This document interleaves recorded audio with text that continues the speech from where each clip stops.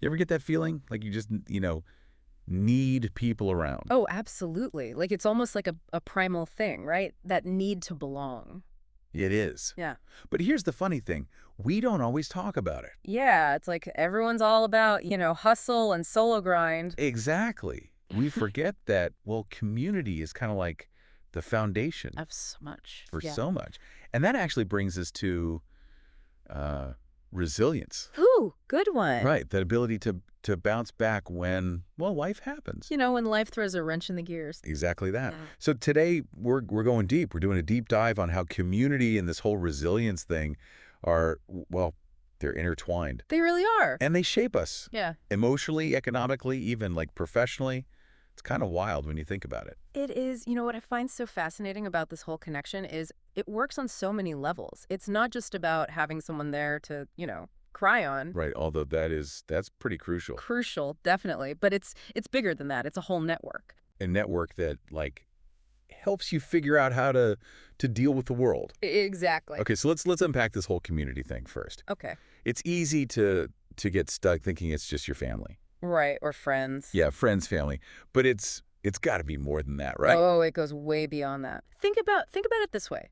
It's the fabric of your life, like daily life. Okay, I like that. Your neighborhood, the people at work, even those like online groups, where you all geek out about whatever your hobbies. It's true. I'm in a few of those. We all are. It's a web of support, and it's surprisingly interconnected. Which, speaking of interconnected, that's where the resilience comes in.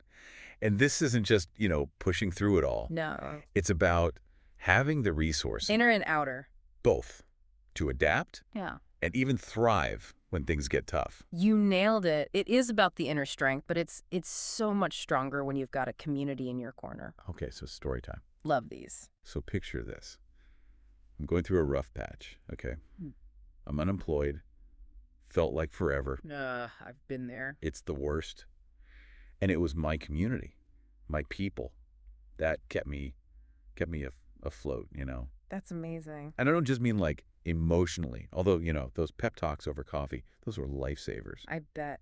It's funny how often we forget about that practical side of support, though, the tangible stuff, It makes all the difference. For me, a friend, she actually connected me with this amazing mental health program. No way. Yeah, and it's free. And my family, I mean, they were my rock.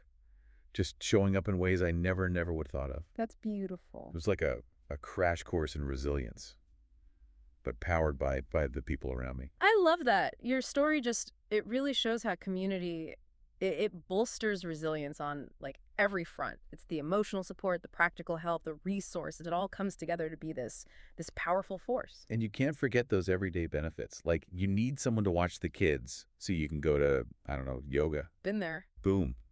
Community. Or, I don't know, flat tire. No clue what to do. Happens to the best of us. Your neighbor probably has your back and a wrench. It's these small things that build up and they create this safety net.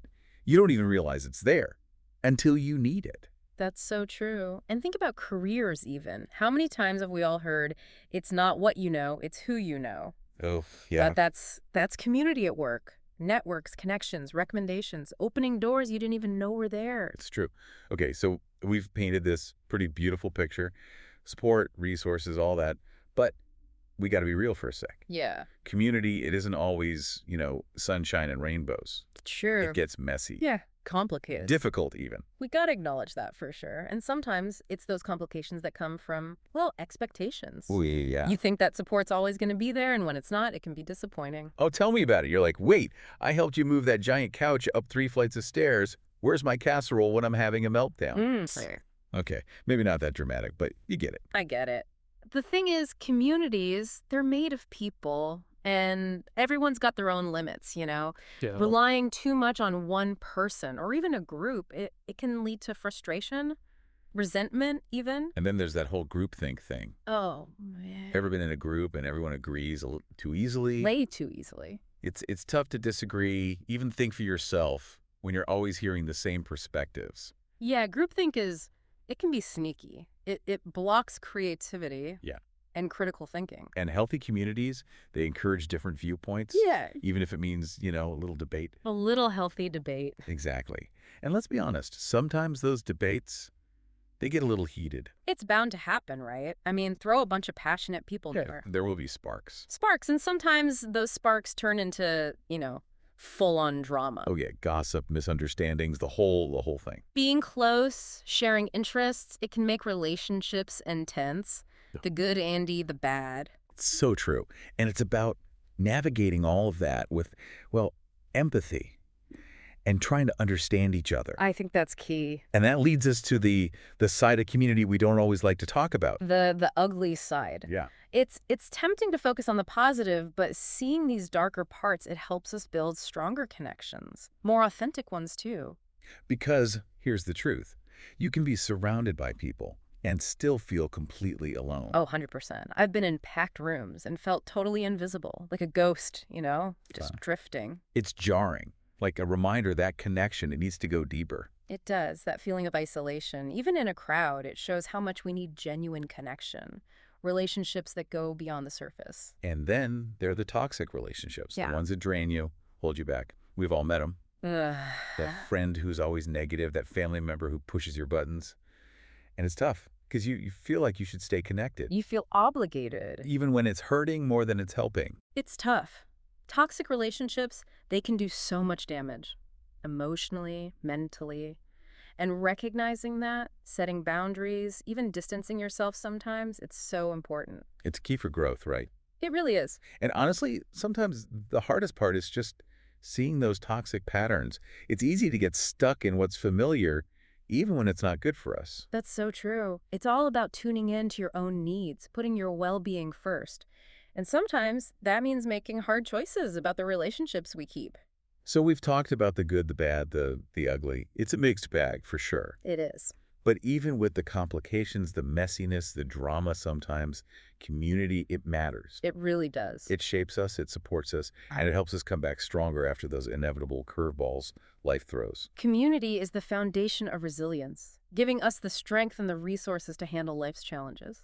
And to come out on the other side wiser and with more understanding. It's interesting, right? When we think about resilience, we usually think about those individual traits. Like grit. Yeah, grit, determination, that kind of inner strength. But really what we're talking about here is a shared strength.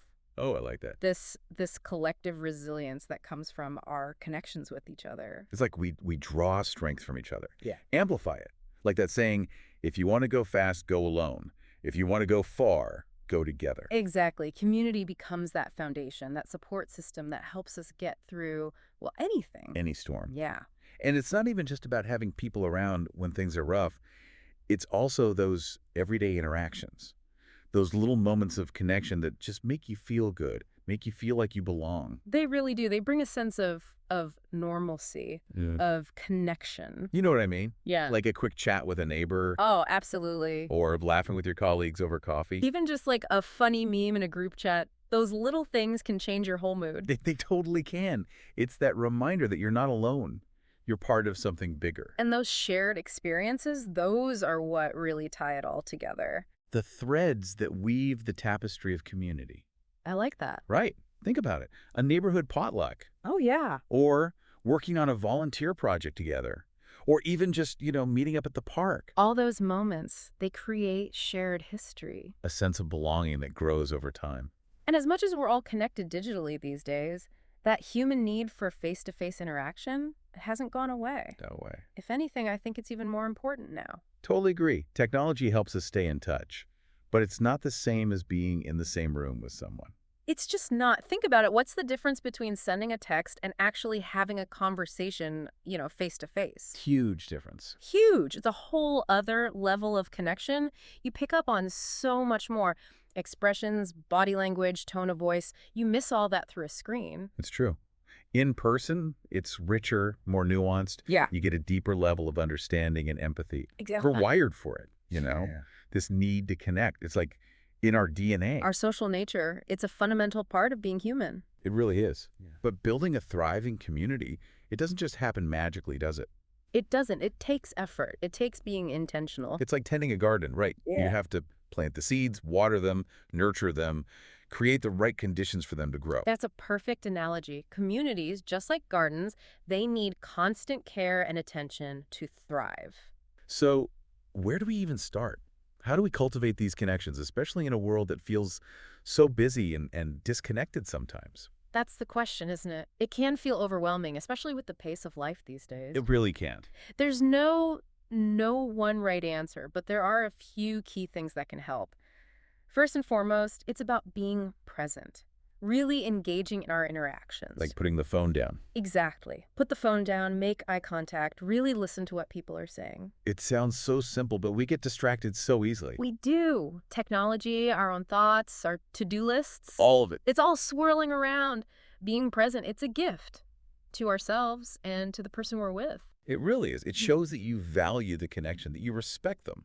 And it's more than just listening. It's about sharing, being vulnerable, letting people see the real you, imperfections and all. Because when you're vulnerable, that builds trust. It opens up space for a genuine connection to grow. Exactly. And I think it's important to be proactive too. Instead of waiting for others to reach out, take the initiative. I love that. Send a text, make a call, invite someone out for coffee or a walk, anything. Just taking that first step, it shows you care. It shows that you value the connection and you're willing to put in the effort. And let's not forget about the power of shared experiences. Doing things together like volunteering, going to a community event, even just cooking a meal together. Those shared moments, they create lasting memories and they deepen bonds. They give you common ground, a sense of shared purpose and belonging. It's like adding another thread to that community tapestry we were talking about. I like that. And speaking of tapestry, we often think of community in a local sense, but it can go beyond that, right? Totally. Online communities, interest groups, virtual book clubs. All of that. Those can be sources of connection too, especially for people who maybe feel isolated or have specific interests. Especially these days, technology has created all these new ways to build community. It goes beyond location, connecting people who share passions and interests. It's amazing. We can create our own tribes no matter where we are in the world. United by our values, our hobbies, our goals. It's pretty cool. It is. And within those communities, inclusivity is so important. It's about creating spaces where everyone feels welcome, valued, and heard. Yeah. Like a beautiful mosaic, right? Oh, I like that. Each piece is different, unique, but together they make this stunning, intricate work of art. Exactly.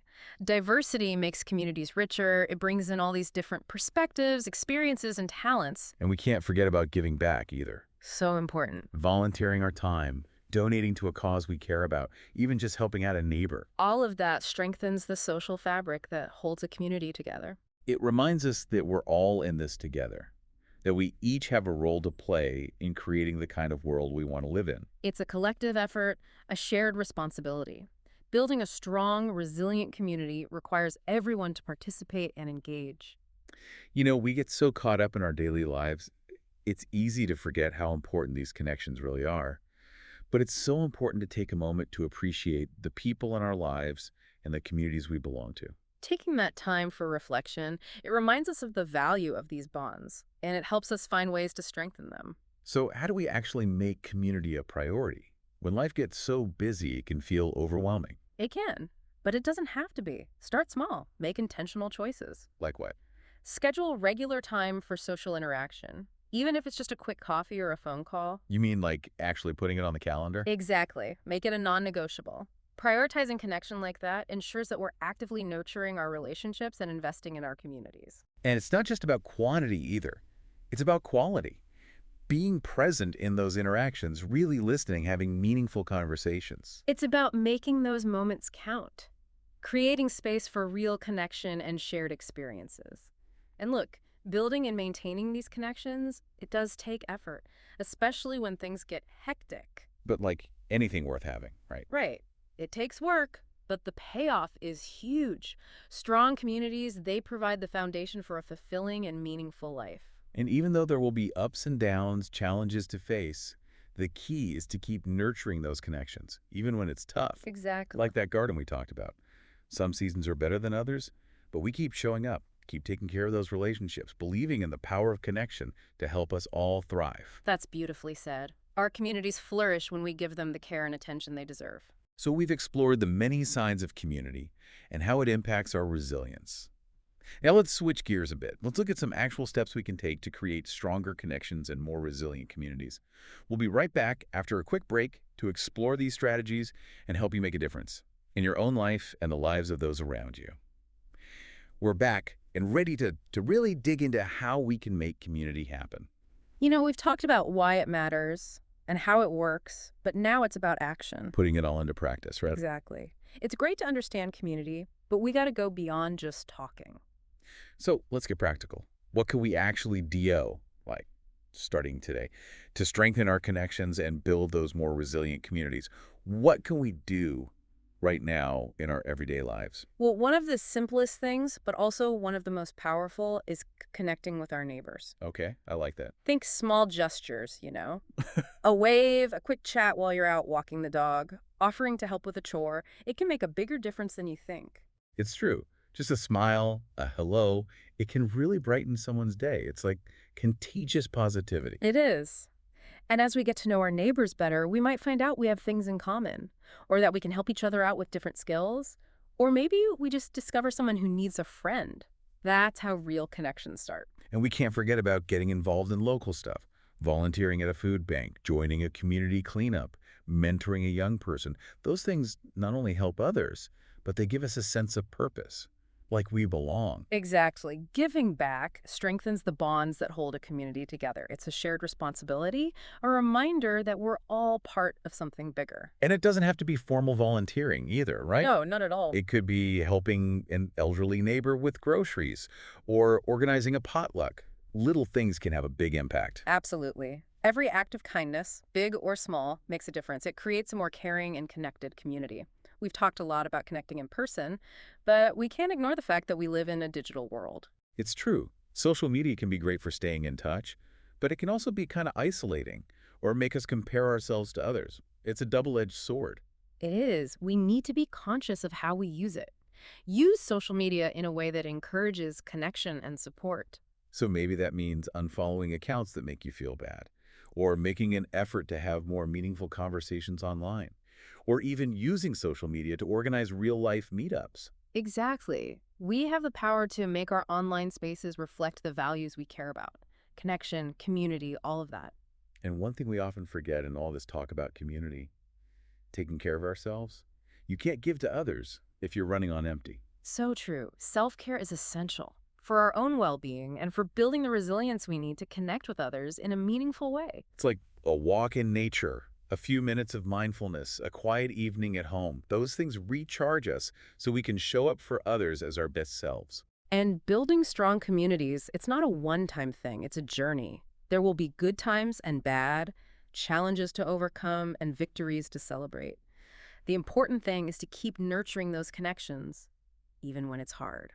It's like that garden metaphor again, right? It is. Some seasons are more fruitful than others, but we keep showing up, tending to those relationships, knowing that connection is what helps us all thrive. Beautifully said. Communities thrive when we give them the care and attention they deserve. So, as we wrap up this deep dive, I have a challenge for you. What's one small step you can take today to strengthen a connection in your life or contribute to your community? It could be anything. Reaching out to a friend, volunteering your time, just being more present in your interactions. It all makes a difference. Every single act of connection, no matter how small, creates a ripple effect. And together, we can build a more vibrant and resilient world for everyone. Thanks for joining us on this exploration. Remember, we're all in this together, and together we can build communities that support us, inspire us, and help us all thrive.